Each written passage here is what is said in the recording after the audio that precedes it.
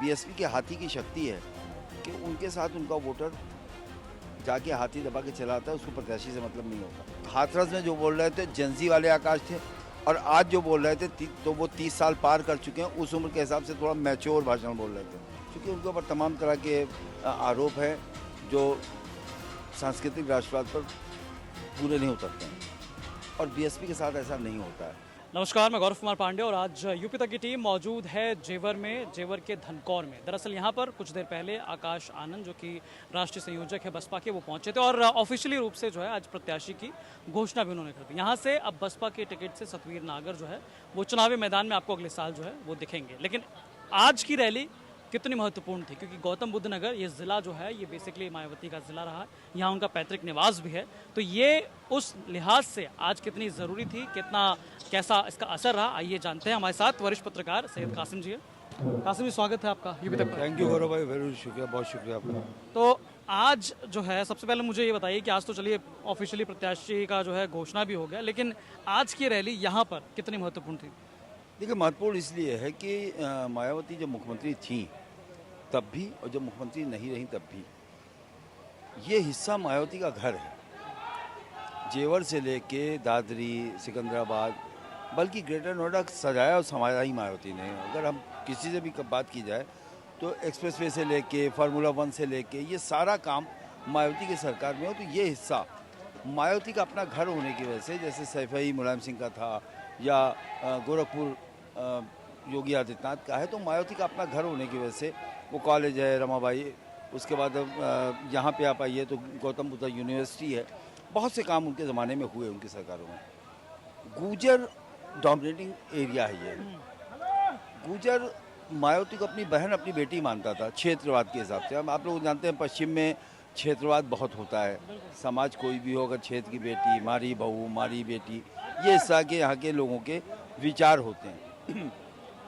पिछले 2 चुनाव से बहुजन समाज पार्टी यहाँ पर प्रयासरत रही और चुनाव नहीं जीत पाई।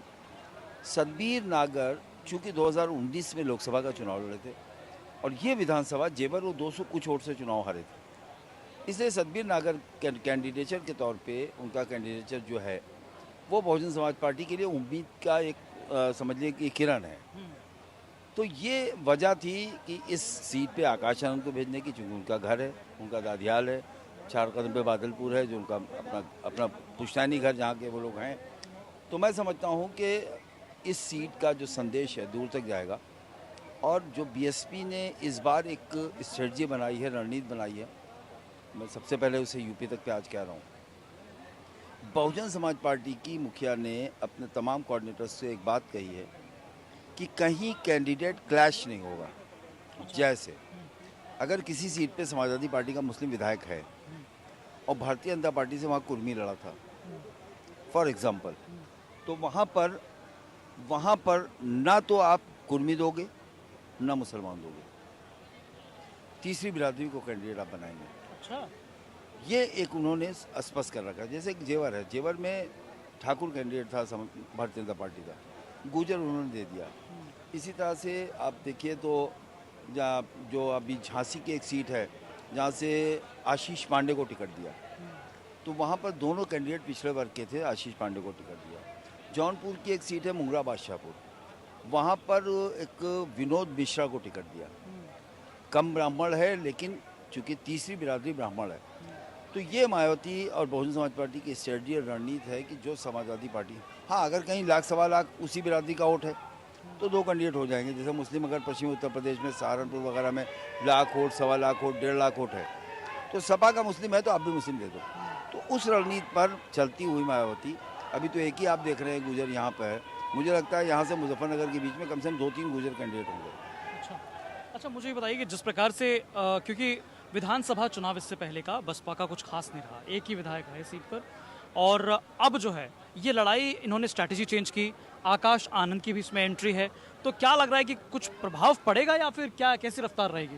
देखिए गौरव भाई, अगर 2022 को हम लोग देखें, कवर किया, आपने भी कवर किया, हमने भी कवर किया, 22 में बीएसपी चुनाव लड़ ही नहीं रही थी। 5-5 विधानसभाओं पे, 10-10 विधानसभाओं पे मायावती की एक मीटिंग हो रही थी, अकेली मायावती 10 विधानसभा पे एक मीटिंग।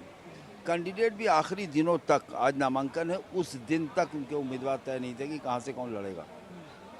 तो ये चीज़ दिखाई दे रही थी लोगों को कि बीएसपी लड़ नहीं रही, और न लड़ती हुई पार्टियों के साथ कोई खड़ा नहीं होता। हालांकि बहुजन समाज पार्टी को तब भी 13% के आसपास वोट मिल गया। हम लोग उसको देख के चौंक गए कि यार ये कैसे हो सकता है कि मतलब 13% वोट तब मिला जब कैंडिडेट नहीं लड़ रहा था। तो वो जो बीएसपी के हाथी की शक्ति है कि उनके साथ उनका वोटर जाके हाथी दबा के चला आता है, उसको प्रत्याशी से मतलब नहीं होता। लेकिन इस चुनाव में मोस्ट प्रॉब्ली मार्च अप्रैल में इलेक्शन होगा। आप सोचिए कि अगस्त का महीना है, पहला टिकट उन्होंने जून में कर दिया था, तो जून में टिकट, जुलाई में टिकट की घोषणा, अगस्त में टिकट की घोषणा, 6 महीने पहले टिकट की घोषणा। ये 2002 वगैरह में इसी तरह होता था जैसे हम आज देख रहे हैं। क्योंकि मैं बसपा को 91 से देख रहा हूँ, तो बसपा की हर चीज़ मुझे याद है। तो मैं समझता हूँ कि ये 2002 की तरह चल रही हैं। और मायावती के जो हर इशू पे तत्काल जो ट्वीट्स आ रहे हैं, ऐसा पहले नहीं होता था, और बहुत ही सधे हुए, बहुत नपे हुए। अगर आरक्षण पे भी वो कह रही हैं तो ऐसा नहीं कह रही हैं कि गौरव कुमार पांडे नाराज़ हो जाएं। वो कह रहे हैं कि आरक्षण का जो विरोधी है वो देश का विरोधी है। मतलब आप सोचिए, देश विरोधी नहीं है, देश का विरोधी है। तो शब्दों का चयन बड़ा समझदारी से कर रहे हैं। तो मैं समझता हूँ कि मायावती की ये रणनीति और टिकटों में जो प्रत्याशियों का चयन है वो 2027 में समाजवादी पार्टी के लिए भी और भारतीय जनता पार्टी के लिए भी, बसपा अगर त्रिकोणीय लड़ाई कभी भी होती है तो बहुजन समाज पार्टी के लिए चुनाव आसान हो जाता है। सीधी लड़ाई में बहुजन समाज पार्टी बायोपोलर में गायब हो जाती है। तो उनका प्रयास ये है कि हम किसी तरह से चुनाव को त्रिकोणीय बनाएं, और उसी की रणनीति का ये हिस्सा है कि आकाश आनंद को भी निकाला गया है, कैंडिडेट भी अभी से घोषित किए जा रहे हैं। कैंडिडेट की सबसे पहले जातीय गणित के साथ उसकी आर्थिक स्थिति भी मजबूत होनी चाहिए, क्योंकि भारतीय जनता पार्टी से चुनाव लड़ना है। तो ये मुझे लगता है कि ऐसा फेल नहीं खाएंगे। लेकिन हाँ, ये भी है कि बहुमत भी नहीं पाने जा रहे हैं। अच्छा, बहुमत भी नहीं? कैसे होगा? देखिए, ऐसा है कि 13% से कम 39% तक आना, 300% बढ़ना है आपको, 3 गुना। लेकिन हाँ, इतना ज़रूर है कि बीएसपी जितना पाया करती थी, 19, साढ़े 19, 20, साढ़े 19, 20 ये उनको मिलता था। 17 में मिला, 12 में मिला, 19 में मिला, उससे पहले मिला। सिर्फ एक बार 2007 में उनको बहुमत जब मिला था तब 33% के पास गई थी। तो ये ज़रूर है कि बहुजन समाज पार्टी एक तीसरी ताकत के रूप में ऐसी उभरेगी कि बहुजन समाज पार्टी फिर शायद उत्तर प्रदेश में आसानी से किसी की सरकार न बनने दे। अच्छा, जिस प्रकार से अभी हम लोग बातचीत कर रहे हैं, लेकिन देखिए आप वहाँ पर मंच पर कार्यक्रम खत्म हुए काफ़ी समय हो गया, लेकिन उसके बावजूद लोग प्लेज जो है वहाँ पर बाकायदा ले रहे हैं कि हमें जो है बसपा को वोट देना है। अब जैसा कि अभी हम वापस उस चर्चा पे आते हैं, अभी हम चर्चा कर रहे थे, लेकिन इस बीच जेवर विधानसभा की अगर बात की जाए तो यहाँ एक तरह से देखा जाए तो भाजपा ने जो सबसे ज़्यादा टॉप उनका विकास का एक मॉडल था, एक सपना था, ड्रीम जिसको कहता है ड्रीम योजना, वो कहीं ना कहीं जेवर इंटरनेशनल एयरपोर्ट था, है ना। तो वो एशिया का सबसे बड़ा एयरपोर्ट होने वाला है। उसका जो है पहले फेज़ का कार्यक्रम शुरू हो चुका है, कंप्लीट हो चुका है, बाकी फेज़ जो है उससे काम अभी चल रहा है। तो क्या लग रहा है कि ये जो एक एयरपोर्ट है, निर्माण है, वो ये कितना जो है एज है बीजेपी के लिए? पहली चीज़ तो ये है कि ये एयरपोर्ट जो है मायावती ने अपने कार्यकाल में इसकी शुरुआत करवाई थी। राहुल गांधी ने इस पर पूरा जो है प्रदर्शन किया था और ज़मीनों का जब एक्वायर हो रहा था। लेकिन दूसरी बात जो मैं अक्सर कहता हूँ, हो सकता है मैं गलत हूँ, लेकिन मेरा अपना मानना है, अखिलेश यादव ने अपनी सरकार में एक्सप्रेस वे बनवाया, मेट्रो चलाई, स्टेडियम बनाया, जेपीएनसी बनाया, ये सारे काम उन्होंने किए, और उसके बाद भी सरकार में नहीं आए। कारण क्या है? उत्तर प्रदेश की आबादी का 90% आदमी, 95% आदमी, उसको एयरपोर्ट से कोई मतलब ही नहीं है। एयरपोर्ट गौरव कुमार पांडे, सैयद कासिम की ज़रूरत हो सकता है भी नहीं। हमको लखनऊ जाना है, हम बाई रोड निकल जाएंगे। तो ये मीडिया में कहना बहुत अच्छा लगता है कि एयरपोर्ट बहुत बड़ी उपलब्धि है। आपने किसानों के लिए क्या किया? चीनी महंगी हुई, क्या किया? पेट्रोल में एथेनॉल मिला दिया, उसका क्या हुआ? इस तरह के जो वो मुद्दे हैं जो आम जनता से जुड़े होते हैं, उसमें एयरपोर्ट जैसी तमाम चीज़ें कुर्बान हो जाती हैं, जैसा अखिलेश के साथ हुआ। मैंने यह बात तब कही थी जब अखिलेश यादव ने ये सब किया था। आप ही के यहाँ बैठ के मैंने कहा था कि अखिलेश यादव ने अपने वोटर को छोड़कर भारतीय जनता पार्टी के वोटर के लिए काम किया। हालांकि यहाँ के जो विधायक हैं अभी मौजूदा, धीरेन्द्र सिंह, वो बाकायदा लेकिन एयरपोर्ट का निरीक्षण करना, वहाँ जाकर वीडियोस बनाना, बाकायदा मतलब एक तरह से जनता को याद दिलाते रहते हैं कि हाँ भाई यहाँ पर जो है एक तरह से इतना बड़ा विकास हुआ है, भाजपा ने आपके लिए विकास किया है। देखिए, एयरपोर्ट के विकास से आम आदमी को कुछ नहीं मिलता। फिर मैं कह रहा हूँ, एयरपोर्ट पे आम आदमी एक छोटी सी पान की गुमटी भी नहीं कर सकता। बस स्टेशन होता तो 100 आदमी उसमें चाय समोसा बेच रहे होते, 100 आदमी रोजगार से लगते। एयरपोर्ट से कोई रोजगार से भी नहीं लगेगा, क्योंकि मल्टीनेशनल कंपनी उसको लेगी, मल्टीनेशनल कंपनी चलाएगी। और एयरपोर्ट की अगर 70 तारीफें हैं तो 70 उसकी बुराइयां भी हैं। पहली बरसात में पानी भर जाना, एयरपोर्ट को टूट जाना, उसमें से पानी गिरने लगना, आपने बताया विधायक रोड निरीक्षण कर रहे हैं, उसके बाद ऐसा हो जाना, तब तो और मुश्किल बात है। और दिल्ली नाक के नीचे अगर ऐसा हो रहा है तो मैं समझता हूँ कि ये विकास मायावती के उन विकास से जो उन्होंने नोएडा के लिए किया है, वो चाहे गौतम बुद्ध यूनिवर्सिटी हो, चाहे रमाबाई इंटर कॉलेज हो, फार्मूला 1 भी उसी में आता है, जिससे किसी जनता से कुछ फ़ायदा नहीं है। हाँ, ये ज़रूर है कि अक्वायर होने से ज़मीन में उनको पैसा मिला, वो मालदार हुए। तो मैं समझता हूँ कि सिर्फ एक एयरपोर्ट बताकर इस विधानसभा में भारतीय जनता पार्टी जातीय गणित, जाटों और गुर्जर को तोड़ देगी, मुझे बड़ा मुश्किल लगता है। अच्छा, आज अब आते हैं सीधे सभा आज की जो भाषण रहा एक तरह से आकाश आनंद का, उसमें देखा पिछली बार उन्होंने अखिलेश यादव को अंकल कहा था, इस बार कोई जिक्र नहीं था। लेकिन अखिलेश यादव पर इस बार वार जो है अखिलेश राहुल के साथ जिस प्रकार से लोकसभा चुनाव में वो किताब लेकर, लाल किताब लेकर घूम रहे थे, उसका जरूर उन्होंने जिक्र किया। इस पर क्या कहेंगे? देखिए, ऐसा है कि अगर सच पूछिए तो हाथरस और आज के भाषण में बहुत फ़र्क है। हाथरस में आकाश आनंद अटैकिंग थे, आज सोबर थे। हाथरस में जो बोल रहे थे जेंजी वाले आकाश थे, और आज जो बोल रहे थे तो वो 30 साल पार कर चुके हैं, उस उम्र के हिसाब से थोड़ा मैच्योर भाषण बोल रहे थे। तो वो बार बार अंकल कहना, मुझे लगता है कि उनको लगा होगा कि एक बार कह दिया अब तो चल ही गया, हर जगह लोग चला ही रहे। उसके बाद ऐसा तो नहीं कि मतलब थोड़ा सा डाउन कर दिया गया हो कि नहीं? क्योंकि अगर डाउन किया गया होता तो मुद्दों पे डाउन किया जाता। जैसे केंद्र की सरकार, सड़क, एथेनॉल, तमाम मुद्दों पे उन्होंने उसी तरह से उत्तर प्रदेश की सरकार को भी घेरा और दिल्ली सरकार को घेरा। तो मुझे नहीं लगता कि ऐसा डाउन कर दिया गया, लेकिन हाँ, मुझे ऐसा लगता है कि उन्होंने अपने भाषण का तरीका थोड़ा बदला। देखिए, ये दिखाइए देखिए, ये लोग जो है ये अपने अपने घरों को ले जा रहे हैं। ये मैं देखता हूँ जहाँ रैली में ये जाते हैं वहाँ पर मायावती के कटआउट्स उठाते हैं और लेकर अपने घर चले जाते हैं। तो ये घर के सामने लगाते हैं, घर के सामने लगाते हैं, घर के अंदर लगाते हैं। ये देखिए, छत पर सर पे लेकर अपना निकल गए। तो ये हर रैलियों में ये होता है कि कटआउट उठाया और मायावती का कटआउट लेकर अपने घर चले गए। तो ये वोटर जो है ना, ये किसी एयरपोर्ट, किसी योजना और किसी से प्रभावित नहीं होता।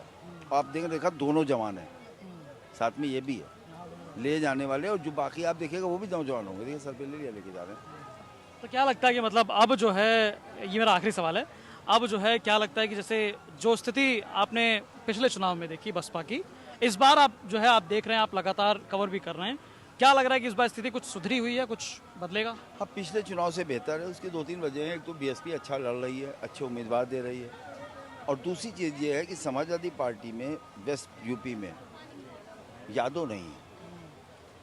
और ये बात सबसे पहले मैंने कही थी, आप ही क्या कही थी, तब कोई नहीं कहता था ये बात। शाहजहांपुर पार करने के बाद आप सहारनपुर तक चले जाइए, किसी विधानसभा में इतना यादव नहीं कि एक जिला पंचायत जिता ले, कहीं इतना नहीं है कि एक प्रधान जिता ले। और जो दलित मुस्लिम समीकरण है वो पश्चिम में बहुत अच्छा है। तो अगर टिकटों का बंटवारा जैसे कर रहे हैं, ऐसा हुआ, अब जैसे जेवर वेवर सीटें जो हैं, यहाँ पर समाजवादी पार्टी 5-7 हज़ार वोट पाती है, इससे ज़्यादा उनका मामला ही नहीं बनता। तो पश्चिम में बहुजन समाज पार्टी का टिकट का वितरण बहुजन समाज पार्टी को ज़रूर फायदा देगा। और पूरब में भी आजमगढ़ है, मऊ है, अभी मैं गया था, वहाँ देखा, मैंने कवर किया। मैंने उन जगहों पे जो टिकट्स हुए हैं, अच्छे टिकट्स हुए हैं, सही टिकटों का वितरण, भारतीय जनता पार्टी की जो ऊपर जो आरोप है, और सबसे बढ़ के ब्राह्मण वोटों पर उनका फोकस, क्योंकि 2007 में ब्राह्मणों का उन्होंने खूब फ़ायदा लिया और ब्राह्मणों ने भी उस सरकार का बहुत फ़ायदा लिया। तो समाजवादी पार्टी के साथ जाने से ब्राह्मण हिचकता है, क्योंकि उनके ऊपर तमाम तरह के आरोप हैं जो सांस्कृतिक राष्ट्रवाद पर पूरे नहीं उतरते हैं, और बीएसपी के साथ ऐसा नहीं होता है। तो मैं समझता हूँ कि अगर पिछड़ा और मुस्लिम को आते हुए देखा इन्होंने, तो ब्राह्मण वोट भी ऐसी सीटों पर जहाँ उनका कैंडिडेट होगा या रिजर्व सीटों पर बीएसपी पा सकती है।